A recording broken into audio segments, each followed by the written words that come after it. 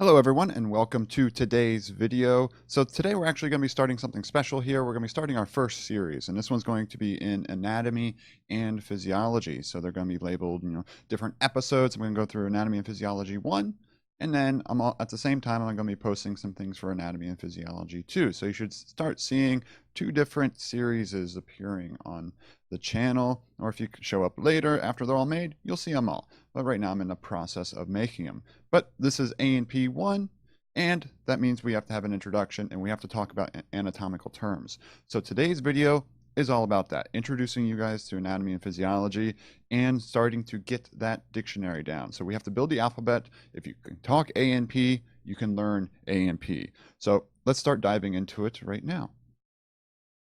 All right, so the breakdown for this is first we have to define what anatomy and physiology are. So the first one here is, let me switch to the correct color, is what is anatomy? What is physiology? Anatomy is what something is. Physiology is what something does. So anatomy is what we are.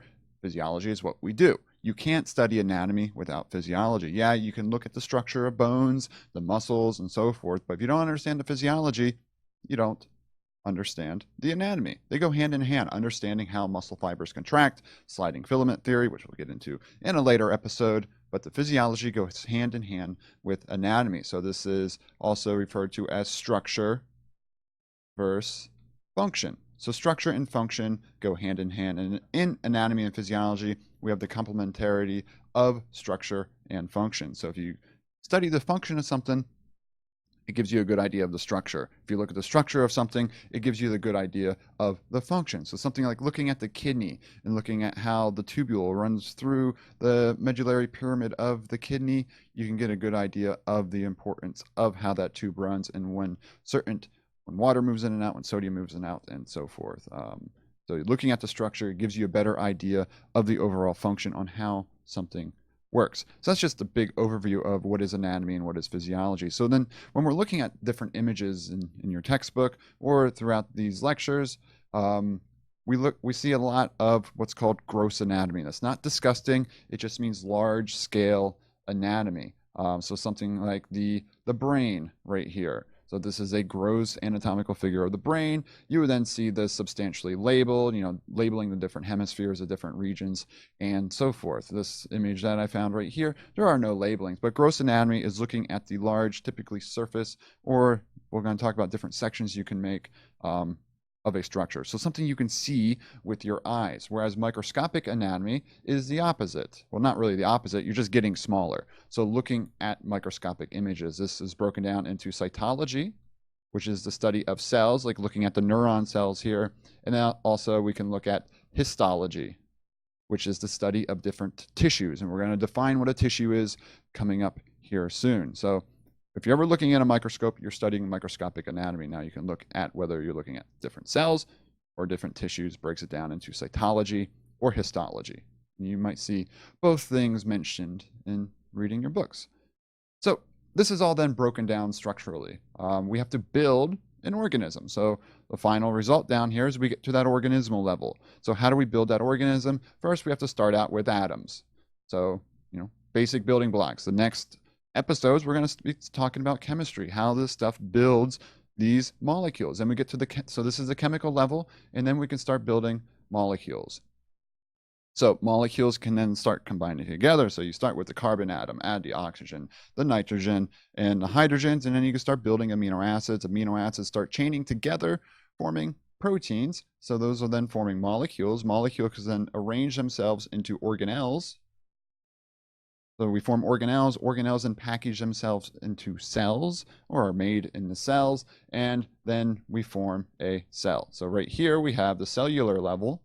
At the cellular level, every cell is shaped slightly different. I know when we study the cell, we look at the generic representation of a cell, but you can look at the structure of the cell and try to understand its function as well. This example here is showing a smooth muscle cell. It's elongated, and we're going to talk about how that elongated shape of it is important for how it contracts. So when we add multiple cells together of the same type, we get tissues. So a tissue is all the same cell. So similar cells form body tissues. We have a chapter coming up all about all the different tissues in the body, and let me tell you, there are quite a few. So now we have these tissues made of a single cell type. Now we can make an organ. So right here we have the organ level. In this case, it's showing an example of the bladder. So what is the definition of an organ? An organ is something made up of multiple tissue types. So in this case, we see skeletal muscle, smooth muscle, has epithelial tissue, connective tissue, and so forth. So lots of different tissues then make up different organs. Now we can combine these organs into systems, and that's where we get the organ system level. So something like the urinary tract system shown here involves the kidneys, the renal arteries, renal veins, the ureter, bladder, urethra. It all combines then to form that system. So these are multiple organs, multiple different tissue types combining for one purpose. And then you can combine all these systems, which we'll talk about those coming up, and form an organism. And all these systems have to work together in the proper sequence or proper manner. If one system fails, you could have a complete system failure. So moving through here now, speaking of which, we can go through these necessary life functions. So what is required for life? How do we put a definition to life? Remember, this is all life on Earth. How do we have life on Earth? The first one here is maintaining boundaries. So think about it. Every unicellular organism, multicellular organism, every organism has a way to protect itself, typically a cell membrane, from its surroundings. And that's the essence here. If you look at organisms level, we have our skin. Skin protects us from our surroundings. So maintaining those boundaries allows you to keep what's called homeostasis. You want to keep your internal environment, whether it's your body or a singular cell, regulated. You want to keep it around the same temperature. You don't want to have quick fluctuations like walking inside to outside and hot versus cold. You don't want those fluctuations to exist inside your cells or your body as well. So you have to maintain those boundaries. And we're going to talk about how that homeostasis is maintained as well. But having those boundaries is a really important step to that. Also movement. We have to be able to move around, get food, reproduce, which is down here, and so forth. Movement is essential. There are some organisms that don't move much, sponges and things like that, but movement is still a necessary life function. Then we have to respond to stimuli. So we have our nervous system that helps us respond. There are other types of, so some unicellular organisms have chemoreceptors and things like that, so they can move around and direct themselves where to go. We have our nervous system that's constantly looking at our surroundings and helping us adapt, maintain homeostasis, and survive. So responding to our surroundings and environmental changes is very important. And then we have digestion. So we eat food, we have to digest it and absorb those nutrients. When those nutrients are absorbed, then we go through metabolism. So this is, you can go through catabolic. So catabolic, which is breaking down, versus anabolic, which is building. So two different forms of metabolism there.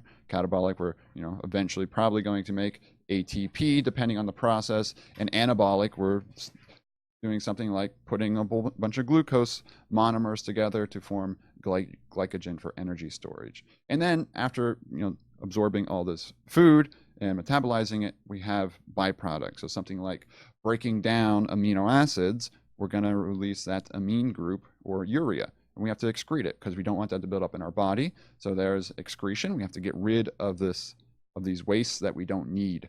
And then organisms have to be able to reproduce. We have to be able to give our genetic information to offspring so that those organisms can survive from generation to generation. And with that goes hand in hand growth. We have to grow, we have to adapt, we have to survive, we have to evolve. All works together. So now we can talk about the different organ systems. So how many organ systems do we have? 11. Now, you could separate male and female reproductive system into two and call it 12, but I just combine them and say reproductive system.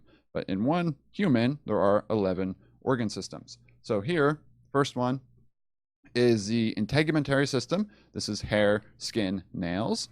We're going to be going through all these in this lecture series, so don't you worry. Then we have the skeletal system. That's your bones, your cartilage, and your joints. So we have a couple of chapters on the bones, and then also one chapter on the joints as well. Then we have the muscular system, so you can talk about how the muscles contract, and then all the different muscles in the body. Then we have the nervous system. Nervous system is broken down: brain, spinal cord, all of our peripheral nerves. You have our autonomic nervous system, and so forth. So that's broken down into a lot of different chapters. Then our endocrine system. These are our hormones and producing our hormones, such as norepinephrine, oxytocin and so forth, growth hormone. The list goes on. And there are a lot of different organs involved in that endocrine system that we'll talk about later as well.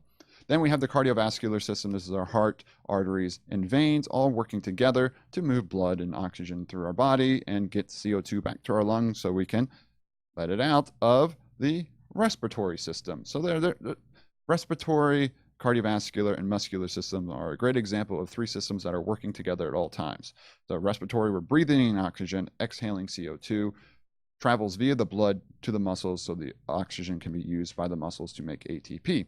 And then our immune system here, or our lymphatic system, is our defense system of our body, defends against pathogens and so forth. And our digestive system is how we break down materials and absorb them, and we get our essential nutrients.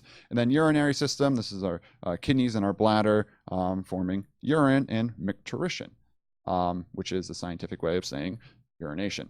And then we have the male and female reproductive systems, which are essential.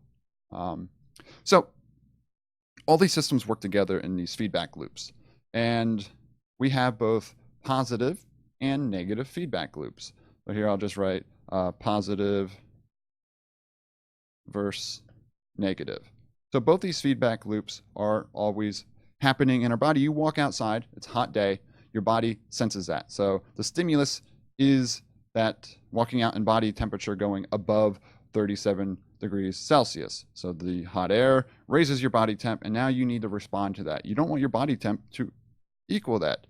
So you begin something. There's a sensor.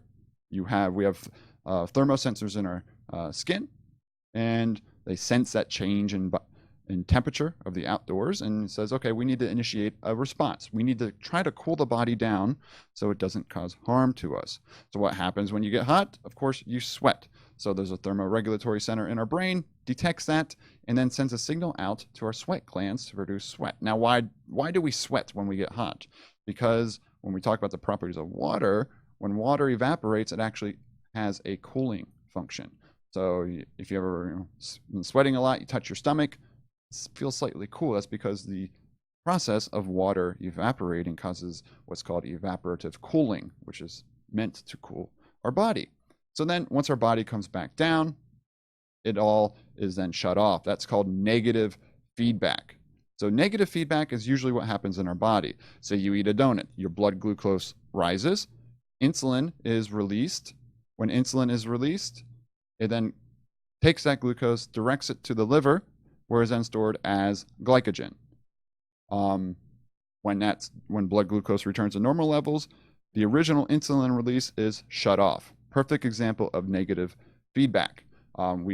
Most of the processes in our body are negative feedback. Now, there are some examples of positive feedback, one being forming blood clots. When you get a cut and a vein or artery gets cut, your body releases two main components. You have thrombin, which is the enzyme, and fibrinogen, which is the protein. These two work together, form that fibrin clot.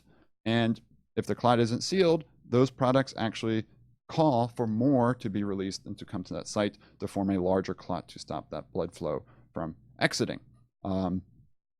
Until another protein enzyme then comes in and cleaves it, called plasminogen.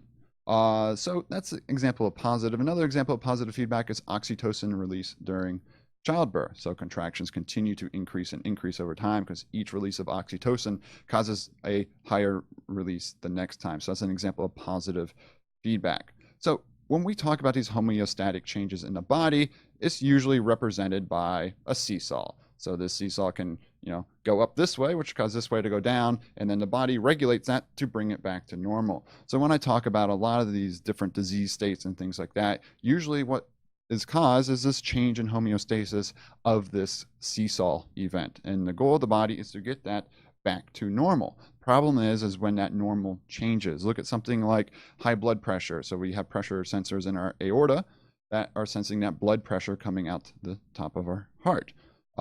If you have high blood pressure normally, so let's say it happens for a little bit, your blood pressure jumps up to 130, you sense that, and your regulatory centers try to decrease blood volume and get that blood pressure back down. Now, what if you're always at 130 or 140? Your body gets used to it, and now that's the new normal.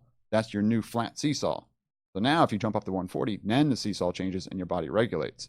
And you don't want that, because then your ventricles and your heart are always having to pump harder to get over that. So maintaining this seesaw is essential. And as we age, the seesaw changes and usually leads to different disease states based on our life, diet, and so forth.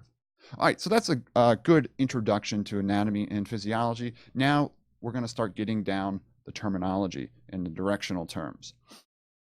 So this is your dictionary. We're going to start building your little dictionary here.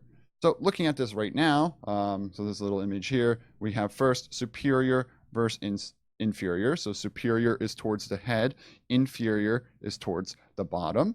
That can go hand in hand with cranial versus caudal. So cranial again is towards the head. Caudal directly means towards the tail or tailbone here. Next difference also, we'll hop over here, right versus left. Now look at how you're looking at this image. It is not your right and your left. This person is in what's called anatomical position. So standing forward, eyes forward, thumbs facing outwards. That's anatomical position.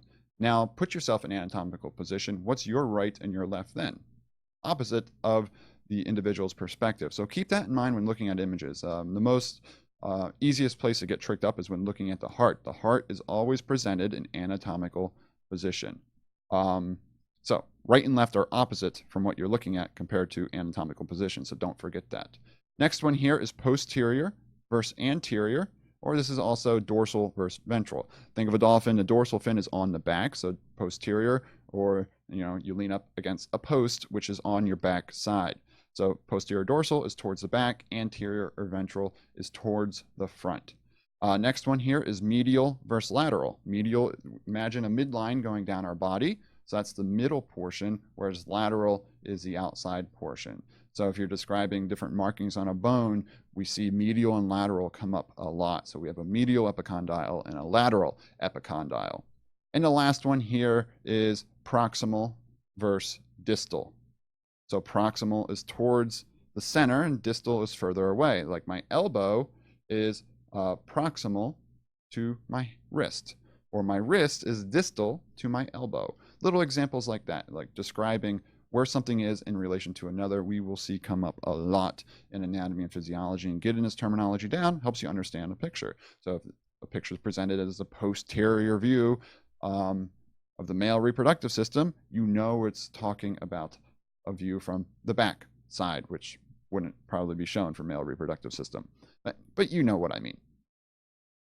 And to continue with that terminology, different slices can be done in the body to show different things. So again, if we show a sagittal cut of the male reproductive system, so here would be sagittal, this is called the sagittal plane, it's a cut directly down the midline.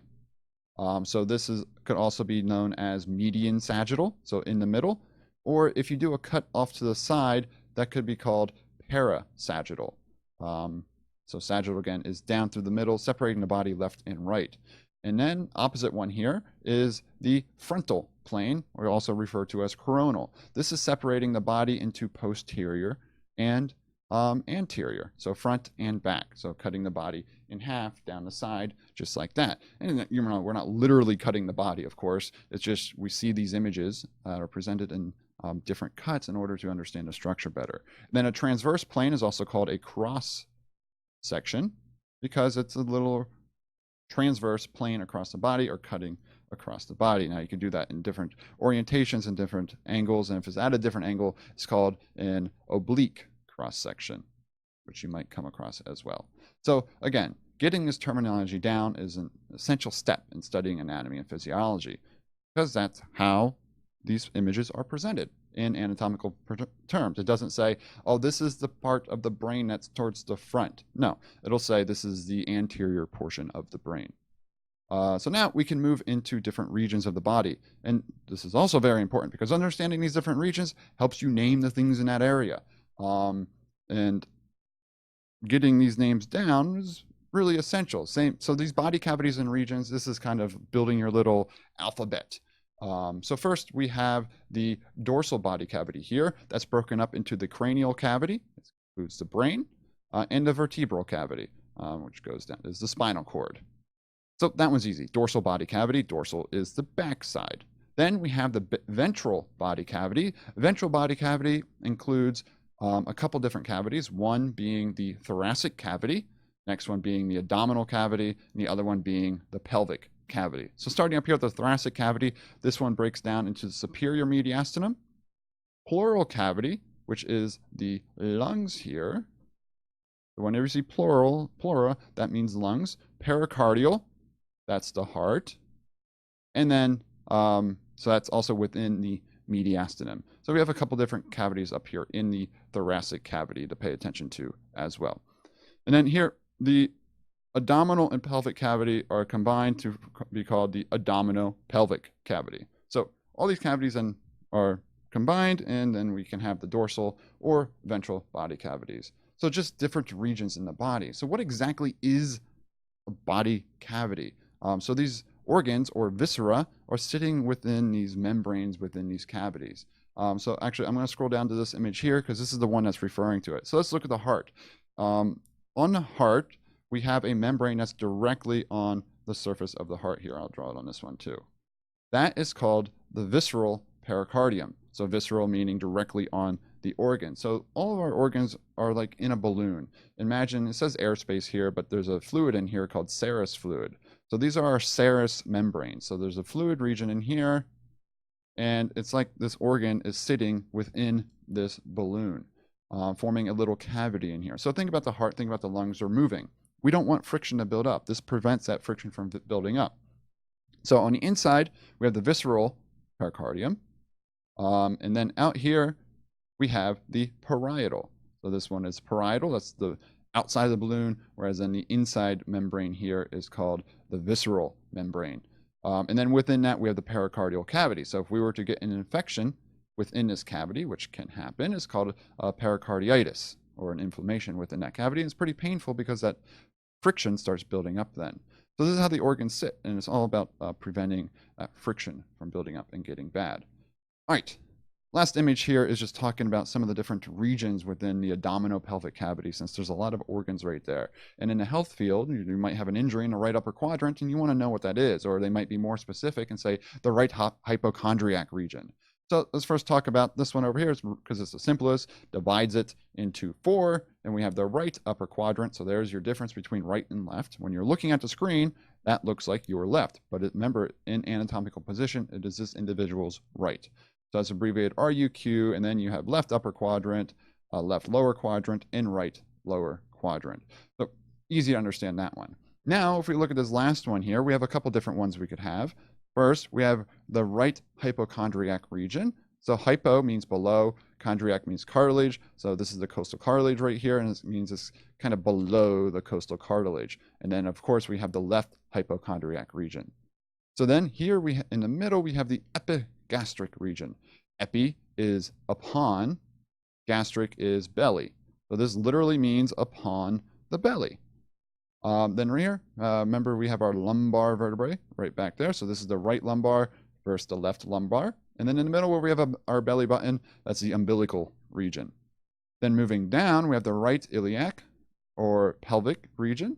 So remember the iliac, we're going to talk about the hip in the skeletal system, and that name will make sense then. And then, of course, we have the left iliac. So in the middle then, we finally have, so hypo again, below belly.